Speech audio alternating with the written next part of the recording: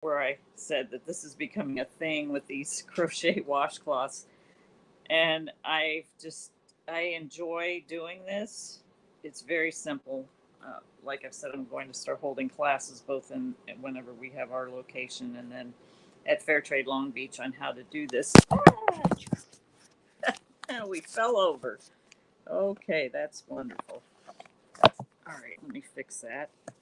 Oh, I see what the problem is. I can get rid of that issue right now. You gotta love it when you attempt to do something and it doesn't work. Then you course correct, which is the way things need to go. Anyway, so I've been doing this for relaxation in between work because most of you know I'm working the Baskets and Beads ministry, and then I also work a corporate job, and I still do speaking at times. So there needs to be a downtime, and I do things like this is football weekend. I'm a football fanatic. Tomorrow my Cowboys are playing the Bucks, and I'm praying that they win. But go again, trying to fall down. I'm on my iPad and it's just not working right. Anyway, so while I have the TV on, I'm just watching. I'm just making these little washcloths. I've just started this one this morning. It's a gray, a variegated gray, and it's very relaxing. It's important to work something in. I mean, for somebody else it might not be relaxing, but this for me is. It's just doing a stitch that I don't even have to think about, which once I do this class, this is actually 3 stitches, a chain stitch, which is the basic stitch to get something started, and then a single and double crochet. And it's the same thing back and forth until you have a washcloth. So the this I had gotten this big thing of a lot of different colors of yarn. I gave some away for Christmas as Christmas gifts to family and friends, and I've gotten word back that they liked them. And then I ended up having a stack of them, and I took them to Fairtrade Long Beach, and they sold. So I took another stack and just put them in there yesterday, and you can see that this is one that's starting. Anyway, that's my little, I guess, rest and relaxation thing that I enjoy doing. We all have to have that because we live in, anybody who lives in the U.S. and uh, I'm sure it's around the world, but it's the busy person syndrome. You have to keep doing, and when you do a lot of things like I do, one being the my corporate job, and then another being baskets and beads. Um, it can be tiring. And this year I've committed to doing less pop ups and more live online selling. But we've been working on in the background some things. I'm not sure if this is going to be on a white background or if it's going to be on a different color, but we have a new. I actually got this one from one of the wholesales that I do, and I thought, oh, this would be a good idea. So I, with the help of Vanessa, oh my gosh, she's amazing, we created this. I'll just show you what it looks like unfolded. So it's 2 sides, and it just gives all the information about baskets and beads. So when somebody purchases either online or in person, they get this that shows all of a lot of what we're doing, and connect with us on Instagram, and connect with us on the website, and then connect with us by email. So there's all different ways to connect here, and this is really a nice piece that we're going to start providing once we figure out what color to print it on. I guess it's sort of like painting with a printer. And then that'll be our new item. We used to have a long card that I gave out, but this is a compact, and it has the ability to have a whole lot of information. So I'm excited about this. This is Layla here. She's on the front, and then some of the other ladies, and then the social media, and then the other side is Those are a lot. Oops, over here. A lot of the kids that we have sponsored school fees for. And if you're interested in that, you can email us or just go to basketsandbeadskenya.org to give a donation for the school fees or for the farm or for food packs, any of the programs that we're doing, medical help, whatever. Kids are going to be going back to school, so school fees will be a thing that we want to help with. So any support that you can provide would definitely be helpful there. All right, awesome sauce. Well, today in the nice rainy, sunny SoCal weather, I wanted to share a little bit about relationships. On Monday, I shared Mastery Monday that said people complicate everything, meaning we as people, we sometimes, well, I believe that most people have the intention to say things that are uplifting and helpful. There are those who don't. I used the example of my mother, who was an alcoholic, and a couple people indicated they had no idea that I grew up like that. And you know, there's this false, I guess, thing about social media. You see everybody's happy life, and you think, "Gosh, my life is so miserable. Look at them; they're having this great time." Because nobody, you were not expected to post anything negative ever. You know, like everything's supposed to be puppies and kittens and cuteness and happiness, which is good, but there are more people struggling than not with some kind of thing in their life. uh, i have I have friends who have lost loved ones. I've had loved ones and friends pass away. uh, that's a struggle in itself, and especially if you've lost a child like one of my friends has, and it's something that you struggle with. And then there's people who have lost jobs and people who were coming to the end of the COVID uh, rent moratorium, and people's rents, especially in Southern California, are going to skyrocket. And how are they? A lot of people end up homeless because of that, because they can't afford a place, or maybe they lost a job during COVID and they haven't been able to find another job, and they're not able to make ends meet, or maybe they have a sick child, or maybe a family member is sick. Um, I know somebody whose mother is in hospice, and it's just a matter of time before she loses her mother. And we all have things going on in our life, and to think that, oh, okay, I'm going to post all this positive stuff and that's great, and nobody's ever going through anything. When the person said to me, oh, I had no idea you ever grew up like that, I thought, for those of you who don't know, because a lot of people, I have shared this when I'm speaking, I've been in a lot of women's shelters and shared about my past with domestic violence and abusive relationships. But it all started, and relationships is what I'm going to talk about today. But it all started for me with growing up in a very broken home with two alcoholics. My mother was a raging alcoholic. My father was a passive alcoholic. And what I said in the about people complicate everything, and that nobody means, I think, for the most part, to say anything that harms someone or say something that's going to disparage or tear someone down. Although we do see some videos like that about people posting somebody having a meltdown or whatever. So the post that I had said in that post, the person recording that is just recording somebody's breakdown, and more people are having breakdowns and meltdowns and stressors that are too much. I mean, we as a country have been through so much in the world with COVID shutting everything down. A lot of people lost their businesses, or their businesses greatly decreased. Kenya, for instance, their generator for foreign income, one of their top generators, I think it's either number one or number two, is uh, tourism.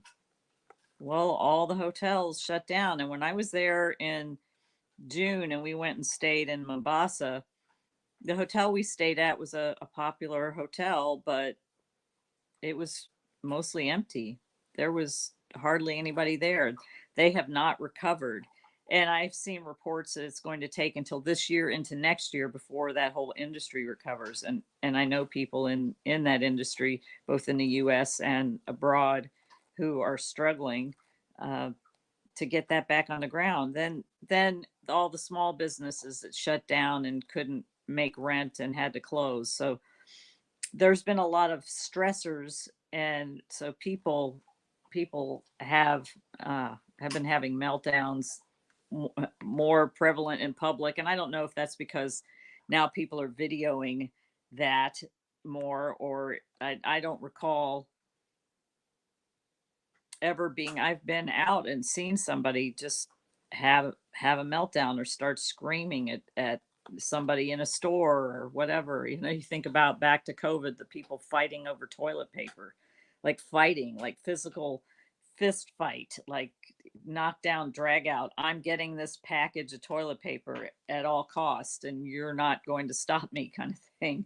But what I was saying in that post, and overall, as far as most people don't say things that are going to harm someone else. They say things that are meant to be uplifting or provide comfort or encouragement.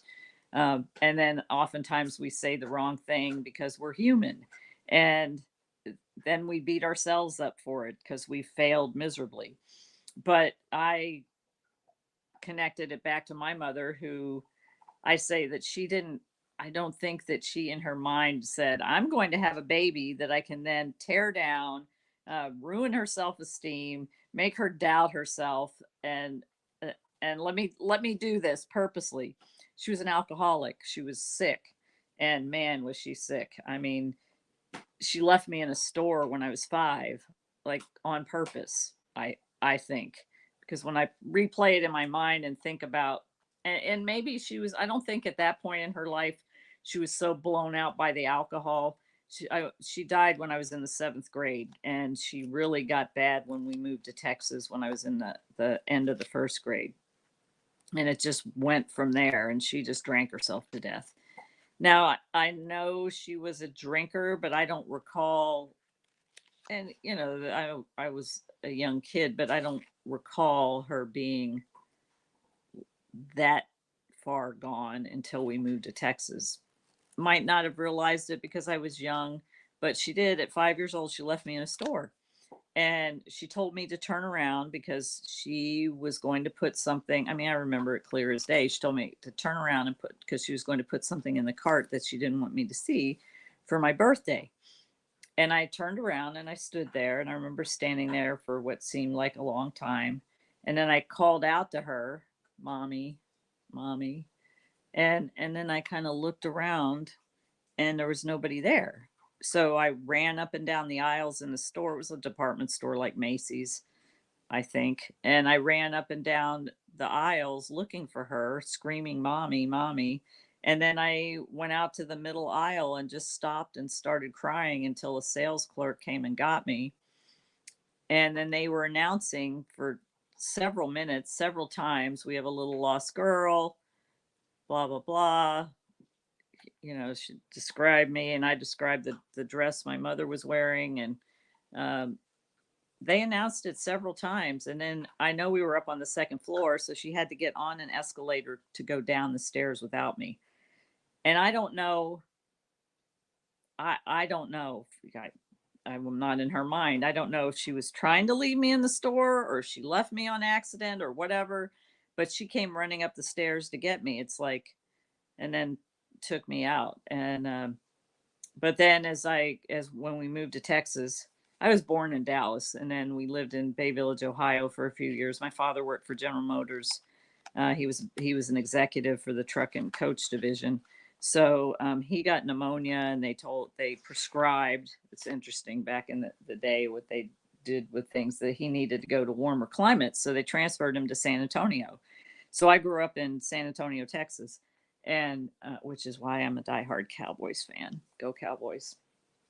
Anyway, and they, yeah, disc addiction is a horrible thing, and it took me a lot of years to realize that she was sick. But you know, my father sat quietly and drank, and my mother drank and raged. And then she died when I was 12, and right a few years before I turned 13, and then my father shut off.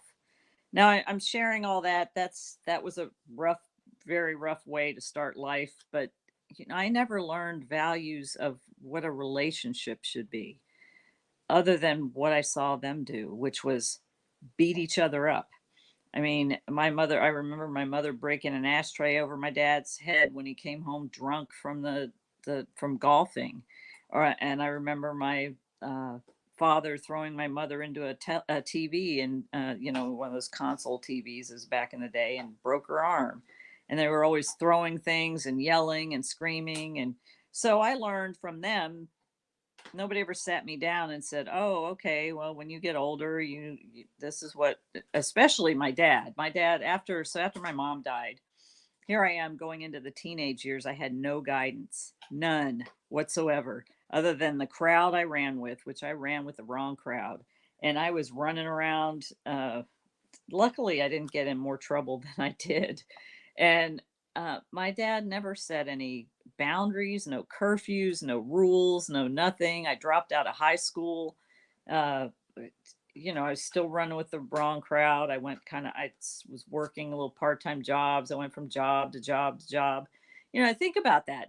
I never had any foundation for what relationships should be, any guidance, any nothing, no teaching about values and how a marriage relationship should be, and let alone how you should operate in friendships and business relationships and any of that. I had no clue. And I struggled with that for a whole lot of years. And uh, so then my father, when I turned 18, left. He's like, "Oh, okay, now you got to figure it out. Bye." He moved from Texas to Florida and didn't even leave me a forwarding address. Came home, the house was empty. There was a note of eviction on the door. He'd sold everything and took whatever else. And he left the stuff in my room, but everything else was gone. And the landlord said, "You have until this time to get out, and everything that's left is abandoned property, and it's belongs to me, whatever." So I got out everything I could and moved into an apartment, and um, I had no furniture. I had like a mattress and a box spring and a Doberman pinscher named Shima. And um, then I ended up joining the Air Force about a year later, I think, and grateful that I was able to do that, because that helped give me a foundation for somehow I had a good work ethic. I don't know how. Maybe that came from my parents, because both my kids have a good work ethic, and I'm grateful for that. The Air Force became my identity, and it was very hard for me when that's probably why I stayed in for 23 years, because I had no other identity anywhere other than in the military. And so I made a lot of bad mistakes in relationships. I made a lot of bad choices that got me beat up, that got me torn down, that in one instance from somebody early on almost got me killed from a raging alcoholic. And uh, I just I had an epiphany recently about kind of why my relationships didn't work. And I'll talk about that in a minute. But one thing I want to talk about relationships is about business relationships, because a lot of people on here, especially if you're listening to me on LinkedIn, have business relationships. And I don't know about you, if you're on LinkedIn or anywhere else, but I get so many people say, "Oh, I'd love to connect with you and have you as part of my network." Okay, great. I accept it. Then I get a pitch like, "Oh, well, you're this and you're that." I'm like, "You didn't even really do any research on me. You picked one line out of something in my profile." I'm a lay arbitrator for uh, the California Bar Association, so I do arbitration. I'm a non-attorney arbitrator, so I do fee arbitration on a panel at times. It's a volunteer thing. I don't do it very often, but it is on my LinkedIn profile. And it's so funny. I had somebody say, "As an arbitrator, you need to do this and this, and we need to help your other arbitrators, blah, blah, blah, blah, blah, blah, blah, blah, blah." And I'm like, wow, did you even look at what that position? People don't pay attention. One of the strategies in my Think Like a Negotiator book is build relationships first. And that's personal or professional. But when you talk about the professional side, you got to stop pitching everybody you connect with. And you have to stop if you're doing this. There are people that do this. There's so many that do it. It's why I feel like I need to speak up about it.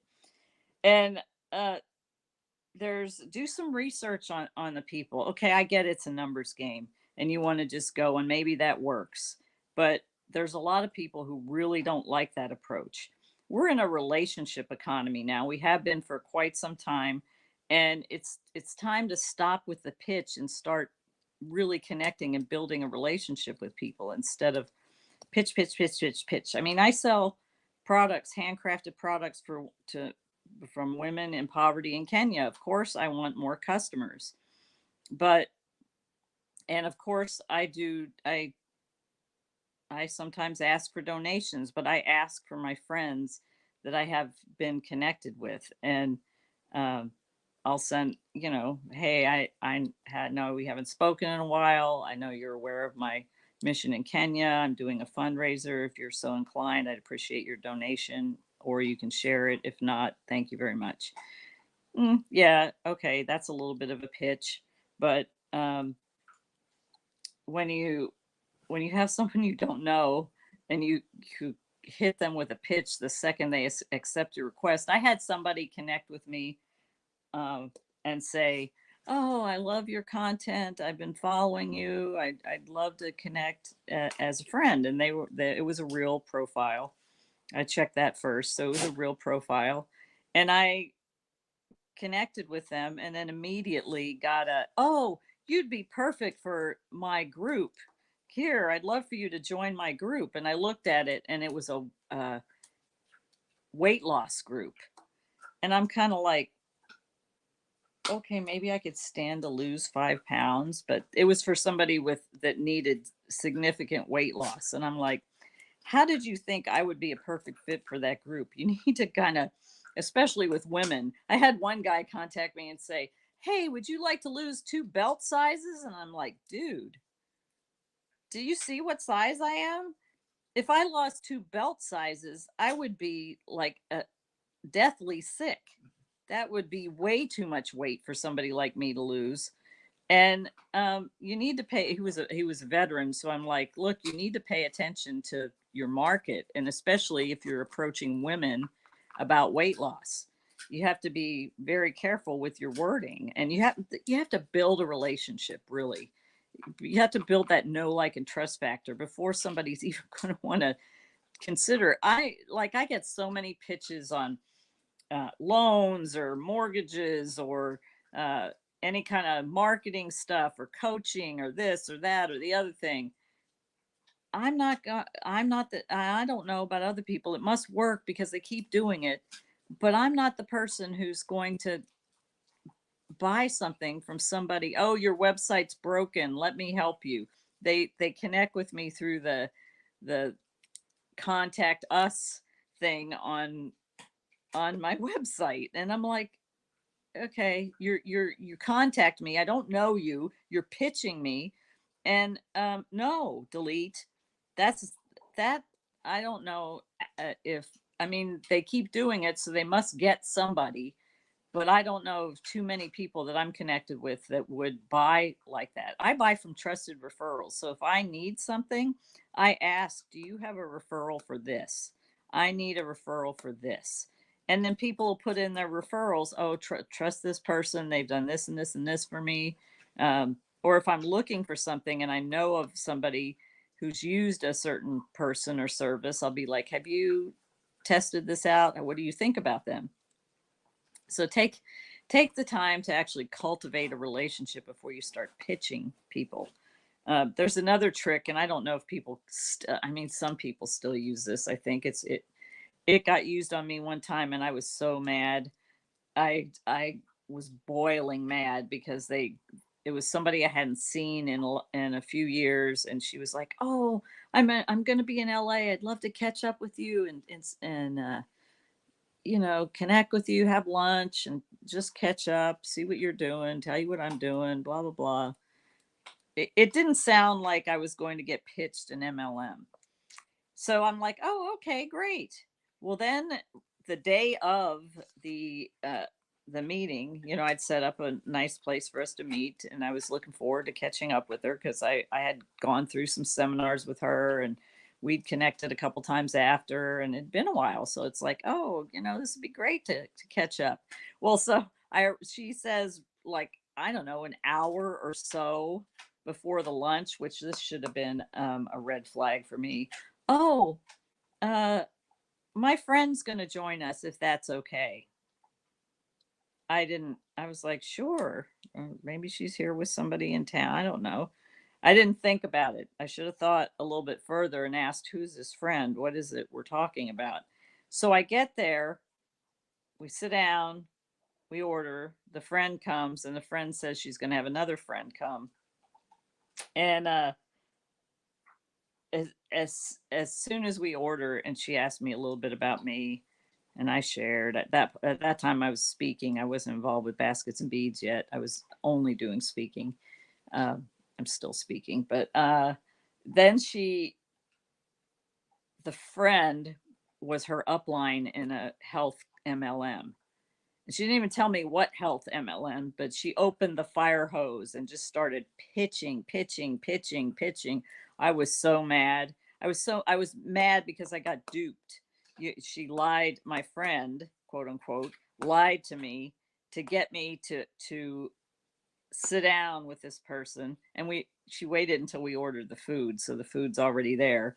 And if you have some level of decorum, I thought about getting up and just paying for the food and leaving, but I decided to wait, and oh, I was so mad. I was so mad. It's very rare that I get that mad, but I didn't like it because I was lied to, and I was duped into uh, taking this meeting under false pretenses. She tricked me, and that just doesn't sit well with me. So I I the her friend came, and her friend is like, "Oh, you have some issues. I'm a whatever." She was uh somebody that, oh, I read energy, whatever. One of those kind of people that say they read energy, and she's like, "Oh, I was hoping I wasn't going to sit by you because you're all," I don't know what she said, like full of anger or whatever. And I'm like, it was all I could do to contain myself and not explode. It's just not a cool way to do business. And after they left, I I I let her have it in a nice way. I was like, don't ever do that to anybody else again. You can't trick somebody into showing up to meet you. I've had 3 people do that to me. Oh, I need to talk to you about something. Oh, I need your help with something. And one of them was like, I'm looking for leaders to come on my team. And I'm like, wow, okay. Now I'm in a couple MLMs for personal use, but I do not have any desire at all to work an MLM. You have to devote 100% of your time. And then somebody one time was like, well, just join and give me the names of all your friends. And I'm like, no, I'm not going to have you pitch my friends on something. This is crazy. So I just say all that to say the importance of building relationships first. Uh, I mean, like I've been in Mary Kay as a consultant, and I've been a personal use consultant for a lot of years because I love the product. But we were never taught that. We were taught to say, "Would you like a complimentary facial?" And then share the product with somebody, and if they like it, they buy or whatever. Then you ask them, "Would you like to hear about the opportunity?" You don't trick somebody. I'd love to invite you to an event so you can hear about the opportunity. Maybe it's for you, maybe it's for not. It's not. You're not going to be pushed into anything. You're going to be presented with the facts and the way Mary Kay works. And if it's for you, great. If not, great. Oh, yeah, I'd like to hear about it. Okay, well, we have an event, XYZ date. Okay, I'll come. All right, well, I can take you, blah, blah, blah. Or no, I'm not interested. Okay, great. I'll just be a customer. All right, thanks. All these other MLMs just are teaching these other tactics about relationships, which are just not very good. Anyway, speaking of the actual whole relationship thing. And I approach things, so I approach things from a Christian perspective. If you're not a believer or follower in Jesus, the concepts are still good. You might consider these because we are in a tumultuous time where there's a lot of negativity and that kind of thing flying around, and it's just not healthy. 1 Peter 4:8 says, above all, keep loving one another earnestly, since love covers a multitude of sins.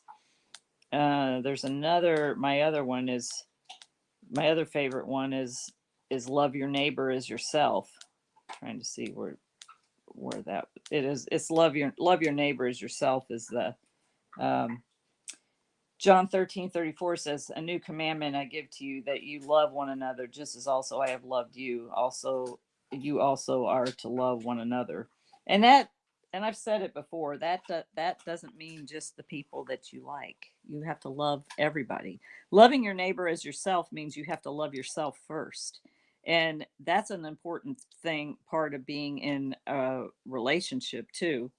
And it if I take an after action review, what worked, what didn't work, what could be improved for next time, I had a lot of what didn't work. I mean, like I said, I wasn't taught anything about relationships other than my parents abusing each other, so I learned unconsciously relationships are abusive, and I got myself into a lot of abusive relationships, and with a lot of broken people. I was broken, so broken attracting broken does not doesn't make a good situation unless both people get healed or are working on themselves. So one of the things we didn't do is we didn't discuss our values or what our expectations was. When I married my kid's father, he had an expectation that that what a woman was, and that I would fit that bill. And it didn't we didn't ever discuss that. I was an Air Force. I was in the Air Force. I was going to get my degree. I had a desire to become a commissioned officer. And he was in the Air Force too, and he wanted someone who was going to be a wife like his grandmother was. And we didn't ever discuss that. Had we discussed that, I didn't know how to cook. I'm like, my mother would chase me out of the kitchen. I was lucky I was able to make a box of hamburger helper. It was challenging for me because I had to read the directions. That may sound silly. I mean, I make a good fajita fest, and I have other things that I make, but I can't really open a refrigerator and look at it and create a, an amazing meal like other people can. I wasn't ever taught that. And it's something that I've struggled with. I'm just not that great of a cook. I can cook some things. If anybody who's had my fajita fest, I can at least cook that. And I have some Italian sausage chili that I made. I've been eating on. I can make some things like lentil soup, tomato basil soup, and other things that I have recipes for. But that's been a struggle for me, and he expected, because I was a woman, that I would know how to do that, but I never got taught that. But those are things we did not discuss, and that those helped to implode our situation. And he yeah, he and I just we were both he came from a pretty rough upbringing as well. Neither one of us were working on ourselves, and then we were basically fighting each other versus working together. So I had this is the little epiphany I had as to why my relationships did not work. And I was like, okay, why am I having this epiphany now at my age? Because the likelihood of my being in a relationship, not that it's not going to happen or it can't happen, is kind of slim to none. Because as you get older, and then there's certain things that I won't tolerate, and uh like I'm a believer in Jesus, and somebody has to be in alignment with my values. So there's not as many people out there in alignment with the values of who I am or who they are. I don't know. Anyway, I'm not going to get into that. But so this is the epiphany I had. There's a circle, and this could also be friendships too. There's a circle where you have two people in it. Now, I firmly believe that God should be the head of those people. And I don't know how people do it without God. It didn't work for me because I was not a strong follower of God, and when I tried to, it didn't work because the other person didn't want that kind of lifestyle. And then there was problems, like I met a wonderful man, and many years ago, and I couldn't, because of everything I'd been through in my life, I could not feel. I couldn't. I tried to force feelings, but I couldn't feel because I had to do that to survive. Growing up in alcoholism and being in domestic violence situations, I had to shut my feelings off, and it wasn't until 2005 that I had what I call that epiphany, where I realized that was the problem and the solution, and that I needed to do some work on myself. And then I cried for 6 months because I had locked all those feelings away for so long. And so I had a hard time connecting with people. And then I took some time to work on myself. And here I find myself where I am now. But I'm happy with, it's lonely at times, but I'm happy where I am.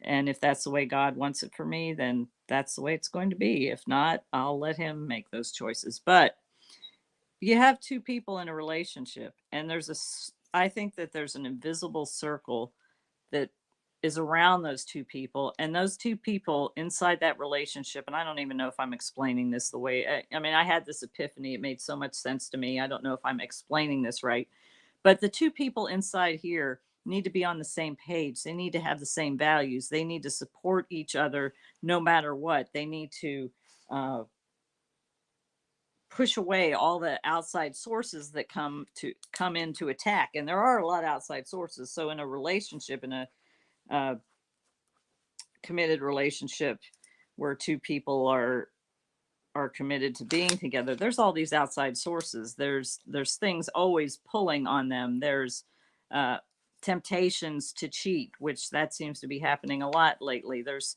temptations for them to do whatever they want from the outside source, go spend money, go do this, go do that. But these two people in here, whether it's a friendship or a relationship or a marriage, these two people in here should be on the same page with their values. They should be on the same page with their ideas, with their beliefs. Now you can be friends with somebody who believes differently than you as far as like God or religion or whatever, but I don't think it works that well in a marriage when two people are two different religions. That's just my humble opinion. But these two people in here need to be together on everything, and they need to turn towards each other instead of away from each other. I have a dog trying to climb over here. So I think the problem in my situation is we didn't turn towards each other, we turned away from each other. There's many times in relationships that I felt very alone and very on my own, and I didn't have anybody to turn to, and I had to always take care of myself, and that's not the way that it should be. Will you stop? Will you please stop? This pause right here, this little pause. So that's, I don't know if that makes any sense, but I know in my head and my heart it makes sense to me, and it makes sense why things didn't work. I remember my military career, I was going through some different struggles, and I really felt alone. I didn't have anybody. Even though I was married, I didn't feel like I had anybody that had my back in those situations, and that's a horrible feeling. So when you get to that point, you either need to do something to fix it, or you need to part ways. But if you really take those vows serious and do all you can to fix that, because in the end the children suffer. I mean, my kids have suffered a lot of pain not having their dad around, and I don't know if we could have fixed that if we had an understanding of this, or if it's just we were the wrong two people to get together. But I'm grateful that I have the children that I have, and I pray for them every day. And anyway, that's what I wanted to share today. I hope that makes sense. One other thing that I do, I will say, that I had written down here is, so there was somebody I had dated like 10 almost 10 years ago, who died in a skydiving accident. And when you have something like that happen, I mean, there's some things I wish I'd known. I mean, he had similar values to me. He rode motorcycles. He worked for a defense contractor. He was a Christian. There were some other things I found out after the fact that I wish I would have known. I'm not going to get into those, but one of the things I did for healing from that, and what I do for healing for other things is I turn to music, and the lyrics of music often, or even I was looking at my journal after he died. I had watched some TV shows that had some lines in there that helped me process that grief or get past that pain.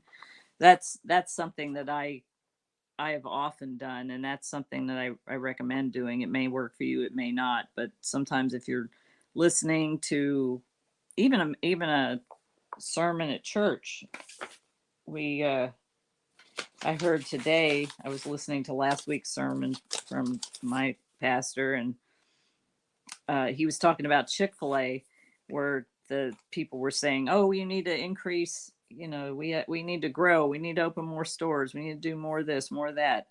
And there's a phrase that the founder used that said, "When we get better, our customers will demand we get bigger." And too many times, I talked about this last week, people are going for profits over people and not focusing on the people and focusing on the getting better piece. They're focusing more on growth than getting better. And we can always get better. But one of the things that helps me get better is listening to things like that, writing it down, applying it to my life, considering it. It helps me heal. A lot of music with the lyrics and music has definitely helped me heal from painful things in my past. And sometimes those things still come up. I mean, I lived a lifetime of chronic trauma until I worked on healing myself. And for me, because I had stuffed my feelings so long, that's why I cried for about 6 months.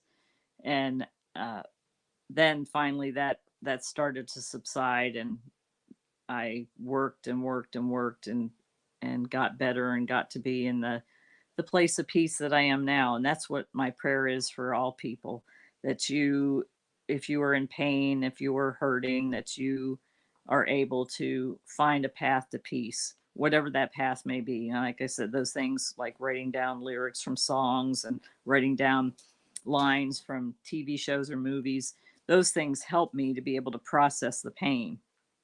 If that doesn't work for you, find something else that does, and make sure that you don't stay in that space where the hurt and the pain and the all of that is going to basically overwhelm you and take over your life, because there's still some purpose for you to do here on earth. And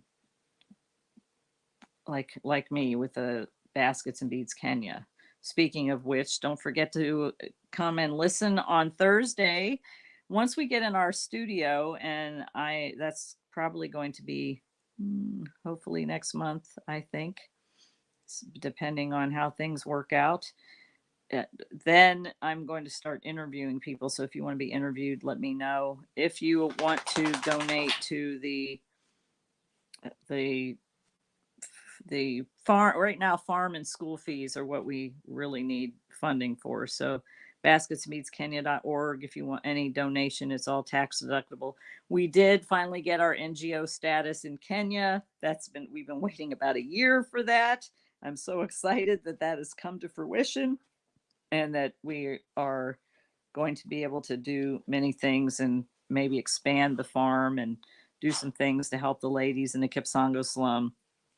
So if you want to donate to help with school fees or school uniforms, it, they're like Saumu is going to go to high school next year. So her uniforms will be all different. Every school has a different color uniform depending on what school you go to. So her expenses are going to be significant. I remember when we started with high school for Aloys, and his expenses were significant the first year. So definitely need help there. Would appreciate any help that you would consider giving. Anyway, that is about it for today. I hope you got something out of this. And I think my crazy paws here is wanting to do something. What do you want? What? Who did you go, girl? I think she wants to go outside. All right. everybody. And I can't take her to the PARK. I don't think it's open, but I think it's so muddy. I don't even know if I want to go there. All right, everybody. Hope you have a great day. Naku Panda. All right, Indigo.